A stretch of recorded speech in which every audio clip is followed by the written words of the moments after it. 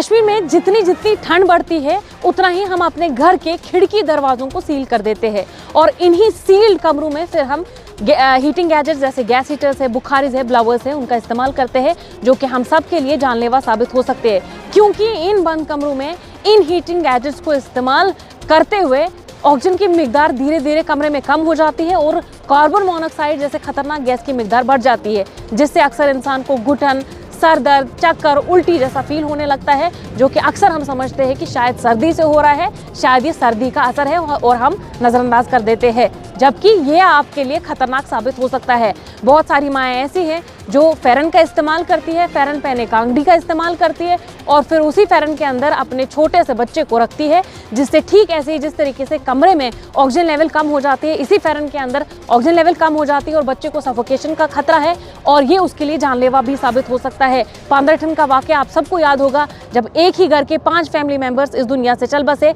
वजह सफोकेशन था, वजह यही हीटिंग गैजेट्स थे। इसीलिए आप सब होशियार रहिए, एहतियात बरतिए, आफत को आने से पहले टाला जा सकता है, रोका जा सकता है। ये जानलेवा आफत है, अपने हीटिंग गैजेट्स को इस्तेमाल जो है बड़ी होशियारी से करें। खास तौर पर आपके घरों में अगर बुजुर्ग है, बच्चे हैं या सांस के मरीज है तो उन्हें ज़्यादा रिस्क है। इसीलिए कमरों को सील मत करिए, वेंटिलेशन ज़रूर रखिए। उसके साथ साथ आप जो है कार्बन मोनोऑक्साइड के डिटेक्टर्स का भी इस्तेमाल कर सकते हैं। आप जब सोने जाते हैं तो सोने से पहले इन हीटिंग गैजेट्स को ज़रूर ऑफ करिए और इन हीटिंग अप्लायंसेस को जो है आप हमेशा ख्याल रखा करें, आप इनको देखा करें, आप इनको नेग्लेक्ट मत किया करें, क्योंकि इससे न सिर्फ